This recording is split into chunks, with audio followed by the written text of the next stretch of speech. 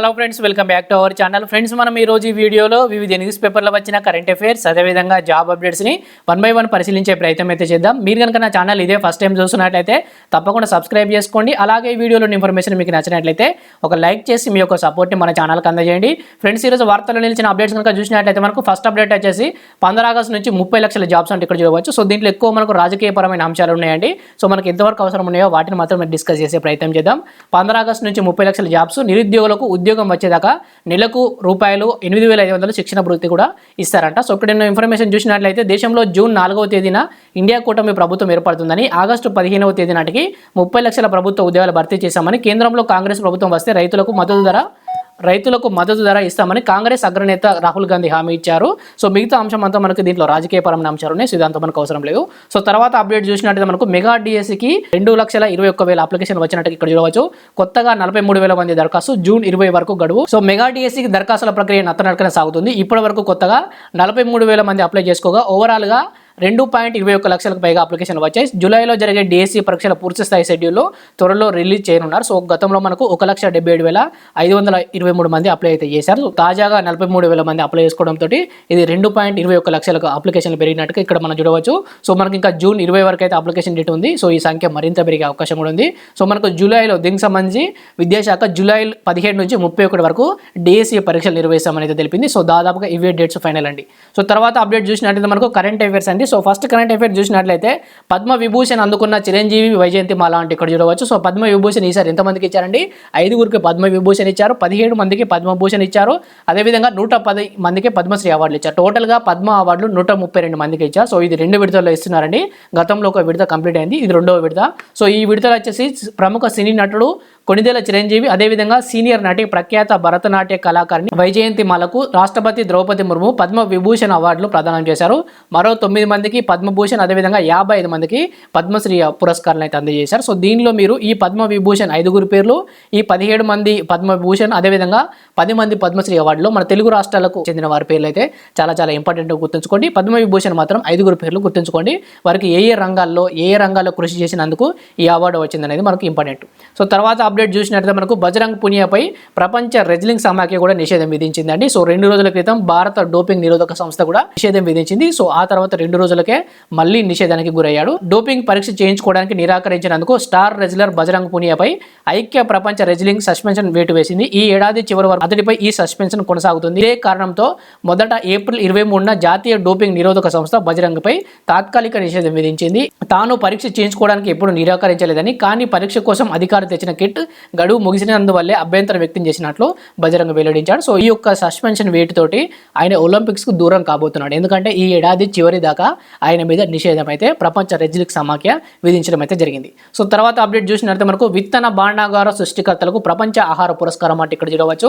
వ్యవసాయ వైవిధ్యాన్ని పరిరక్షించేందుకు ప్రపంచ విత్తన భాండాగార ఏర్పాటులో కీలక పాత్ర పోషించిన క్యారీ ఫౌలర్, అదేవిధంగా జెఫ్రీ హార్టిన్లు, వీళ్ళ పేర్లు గుర్తుంచుకోండి.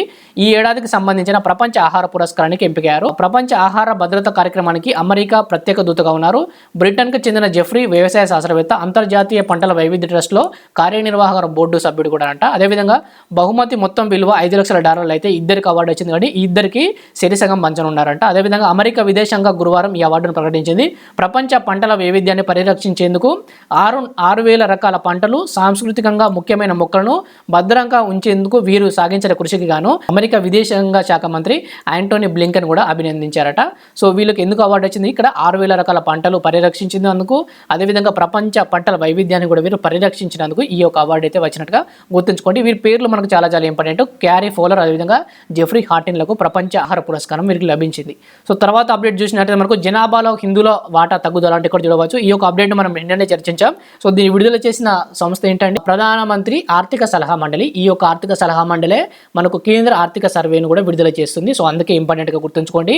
2015 నాటికి 78.6% పరిమితం. 1950తో పోలిస్తే హిందువుల జనాభాలో ఎంత శాతం క్షీణత అండి? 7.82% క్షీణించినట్టుగా దీంట్లో చూడవచ్చు. సో ఇక్కడ ఉన్న ఇన్ఫర్మేషన్ చూసినట్టయితే భారత జనాభాలో హిందువుల శాతం క్రమంగా తగ్గుతుందని ప్రధానమంత్రి ఆర్థిక సలహా మండలి తెలిపింది.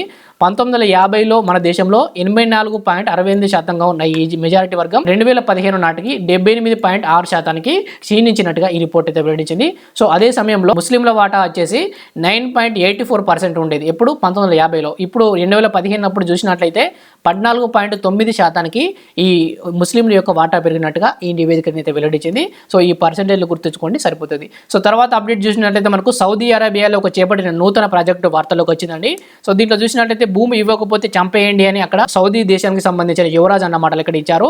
నియోమ్ మహానగర నిర్మాణం కోసం సౌదీ ఆదేశాలు వెల్లడించిన మాజీ కర్నల్ రబీహ్ ఎలర్జీ అన్న మాటలు మనకి ఇక్కడ చూడవచ్చు. సో ఈ నియోమ్ ప్రాజెక్ట్ ఏంటి అనేది మనకి ఇక్కడ ఇచ్చారు.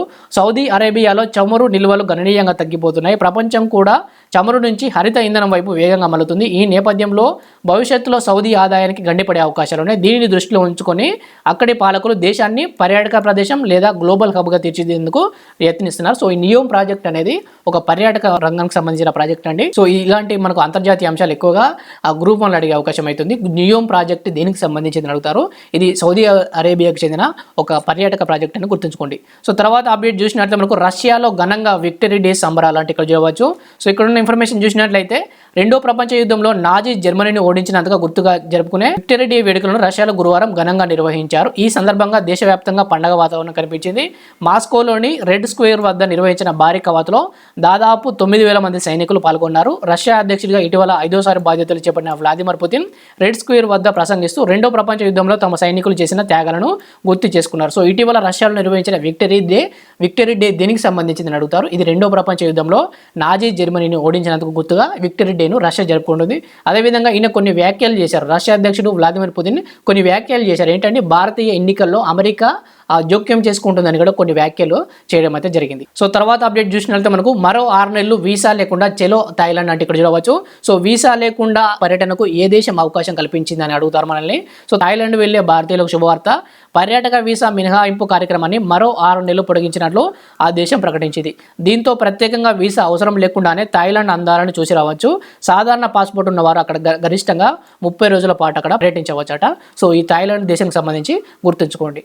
సో తర్వాత అప్డేట్ చూసినట్లయితే మనకు సిటీ నేచర్ ఛాలెంజ్లో హైదరాబాద్కు మొదటి స్థానం అంటే ఇక్కడ చూడవచ్చు. సో ఇది ప్రపంచవ్యాప్తంగా కాదండి, దేశవ్యాప్తంగా మొదటి స్థానం. ప్రపంచవ్యాప్తంగా చూసినట్లయితే 13వ స్థానం హైదరాబాద్కి అయితే లభించింది. సో దీనికి సంబంధించిన ఇన్ఫర్మేషన్ చూసినట్లయితే సిటీ నేచర్ 2024లో హైదరాబాద్ వరుసగా అగ్రస్థానంలో నిలిచింది. ఏప్రిల్ 26 నుంచి 29వ తేదీ వరకు 4 రోజుల పాటు నిర్వహించిన సిటీ నేచర్ ఛాలెంజ్ 2024లో ప్రపంచవ్యాప్తంగా ఉన్న నగరాలు, పట్టణాలు పాల్గొనగా హైదరాబాద్ వరుసగా రెండవసారి మొదటి స్థానాన్ని దక్కించుకుంది. సో ఇది మన దేశానికి సంబంధించి సిటీ నేచర్ ఛాలెంజ్ అంటే పట్టణ జీవ వైవిధ్యాన్ని డాక్యుమెంట్ చేయడం, అంటే జంతువులను కానీ వృక్షాలను కానీ ఏ విధంగా సంరక్షిస్తున్నారనేది దీంట్లో ప్రధాన అంశంగా చూస్తారు. ఈ విషయంలో హైదరాబాద్ మొదటి స్థానం దక్కించుకుంది. గత సంవత్సరం 2023లోనూ హైదరాబాద్ పాల్గొనగా దేశంలోనే మొదటి స్థానంలో హైదరాబాద్ నిలువగా ఉత్తరాఖండ్లోని నానక్ మట్ట రెండో స్థానంలో నిలిచింది. 670కి పైగా నగరాలు, పట్టణాలు వార్షిక గ్లోబల్ ఈవెంట్లో పాల్గొనగా హాంకాంగ్ తర్వాత ఆసియాలోనే రెండవ స్థానం దక్కించుకుందట హైదరాబాద్. మన దేశంలో మొదటి స్థానం, ఆసియాలో రెండవ స్థానం, ప్రపంచవ్యాప్తంగా 13వ స్థానంలో నిలిచినట్టుగా గుర్తుంచుకోండి. సో దీంట్లో మొదటి 3 స్థానాలు మీరు చూసినట్టయితే ప్రపంచవ్యాప్తంగా మొదటి 3 స్థానాలు లాపాజ్ అండి. లాపాజ్ మొదటి స్థానం, బొలీవియా రెండవ స్థానం, మాంటెర్రీ మెక్సికో మూడవ స్థానం, అదేవిధంగా శాంట్ ఆంటోనియాలు ప్రపంచంలో మొదటి 3 స్థానాల్లో ఉన్నట్టుగా మీరు గుర్తుంచుకోండి. సో తర్వాత అప్డేట్ చూసినట్లయితే మనకు సామాన్యుడి నేల విమానం సమాధి అంటే ఇక్కడ ఇచ్చారు. సో ఇది మనకు నమస్తే తెలంగాణలో వచ్చిందండి. సో దీంట్లో మనకు కరెంట్ అఫేర్ ఆస్పెక్ట్లో ఒక క్వశ్చన్ ఉందండి. వచ్చే నెల 4న కేరళలో తొలి ప్రైవేట్ రైలుని అయితే ప్రారంభించనున్నారు. సో అప్పటికే మనకు వచ్చే నెల 4th అంటే అప్పుడు మనకు ఎన్నికల రిజల్ట్స్ అదే రోజు వస్తున్నాయి. సో మరి ఆ రోజు ప్రారంభిస్తారో లేదో చూడాలి. కేరళలో తొలి ప్రైవేట్ రైలు అయితే ఆ రోజు ప్రారంభంగా ఉన్నట్టుగా గుర్తుంచుకోండి. సో తర్వాత అప్డేట్ చూసినట్లయితే మనకు చంద్రుడిపైకి మెమోరీ డిస్క్ అంటే ఇక్కడ చూడవచ్చు. ఏదైనా భవిష్యత్తులో విపత్తు తలెత్తి భూమి మీద మానవాళి మనుగడకు ముప్పు వాటిల్లినా కూడా ఇక్కడి భాష సంస్కృతులు మాత్రం చంద్రుడిపై ఎప్పటికీ నిక్షిప్తమై ఉండేలా జపాన్కు చెందిన ఐస్పేస్ అనే ప్రైవేట్ అంతరిక్ష సంస్థ ఒక కొత్త ప్రయోగాన్ని అయితే చేపట్టనుందట. ఇందులో భాగంగా చంద్రుడి ఉపరితలం మీదకు రోబోటిక్ ల్యాండర్తో ఒక మెమోరీ డిస్క్ను పంపించి అక్కడ మన ప్రపంచం మీద ఉన్న భాష సంస్కృతులన్నీ అక్కడ నిక్షిప్తం అయితే చేరున్నారు. సో తప్పకుండా గుర్తుంచుకోండి. ఏ దేశానికి చెందిన సంస్థ అండి? జపాన్కు చెందిన ఐస్పేస్ అనే ప్రైవేట్ అంతరిక్ష సంస్థ ఈ యొక్క ప్రాజెక్ట్ని అయితే చేపట్టింది. సో ఇవి అండి ఈరోజు మనకు వార్తల్లో ఇచ్చిన important education updates. Thank you for watching. Thank you.